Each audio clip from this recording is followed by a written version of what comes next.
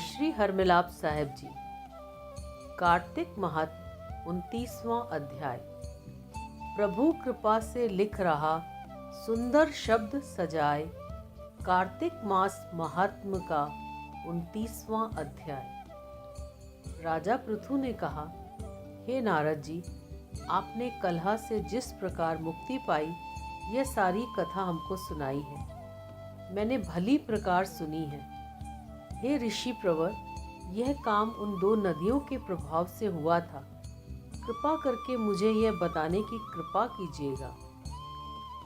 कृष्णा नदी साक्षात भगवान श्री कृष्णचंद्र जी महाराज का शरीर और वेणी नामक नदी भगवान शंकर का शरीर है। इन दोनों नदियों के संगम का महात्म श्री ब्रह्मा जी भी वर्णन करने में असमर्थ है।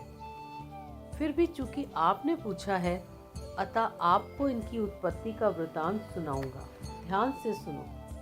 चक्षासु मनवंतर के आरंभ में श्री ब्रह्मा जी ने सहस पर्वत के शिखर पर यज्ञ करने का निश्चय किया।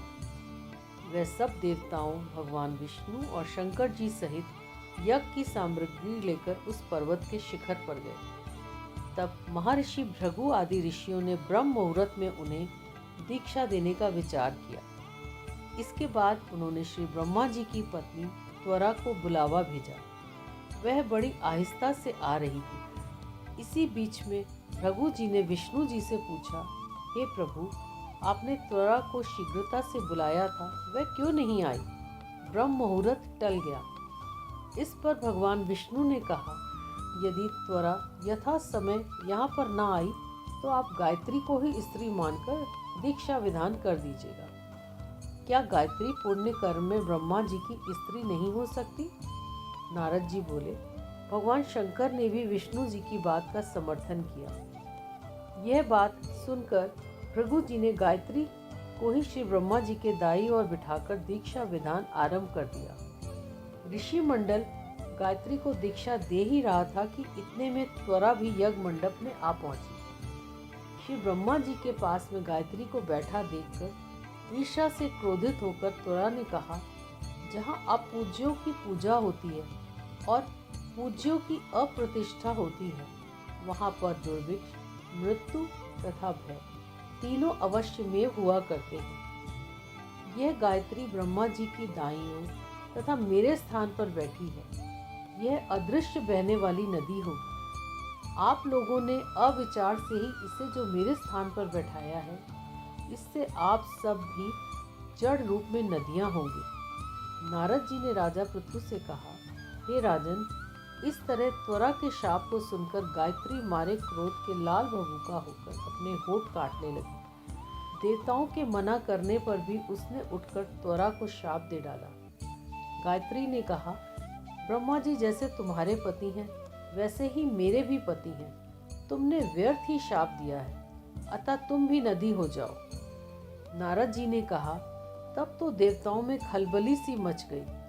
वह त्वरा को दंडवत करके कहने लगे, हे देवी, तुमने जो ब्रह्मा आदि सब देवताओं को शाप दिया है, इससे यदि हम सब जड़ रूप नदियां हो जाएंगे तो फिर निश्चय ही यह तीनों लोग न बच पाएंगे, क्योंकि यह शाप तुमने बिना विचारे दिया है। अतः तुम इसे वापस ले लो। त्वरा ने कहा, हे देवता गणों, आपने यज्ञ के आरंभ में गणेश पूजन नहीं किया है, इसलिए यह विघ्न उपस्थित हुआ है। मेरा यह शाप कभी खाली नहीं जा सकता, इसलिए आप सब अपने अंगों से जड़ीभूत होकर अवश्यमेव नदियां बनोगे। हम दोनों सौते भी अपने अपने अंशों से पश्चिम से बहने वाली नदियां बनेंगी। नारद जी ने राजा पृथु से कहा, त्वरा के यह वचन सुनकर सभी देवता, विष्णु, शंकर आदि अपने अपने अंशों से नदियां बन गए। भगवान विष्णु के अंश से कृष्णा, भगवान शंकर के अंश से वेणी तथा श्री ब्रह्मा जी के अंश से कुकुंतमवती नाम वाली नदियां उत्पन्न हो गई।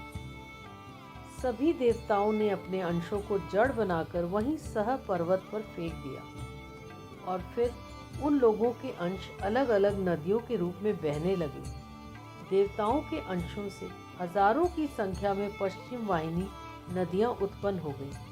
गायत्री और त्वरा दोनों पश्चिम वाहिनी नदियां होकर एक साथ बहने लगी। उन दोनों का नाम सावित्री पड़ा। श्री ब्रह्मा जी ने यज्ञ स्थल पर भगवान विष्णु और शंकर जी की स्थापना की। दोनों देवता महाबल तथा अति बल के नाम से विख्यात हुए। हे राजन, कृष्णा और वेणी नदी की उत्पत्ति का यह वर्णन जो मनुष्य सुनेगा उसे नदियों के दर्शन और स्नान का फल प्राप्त होगा।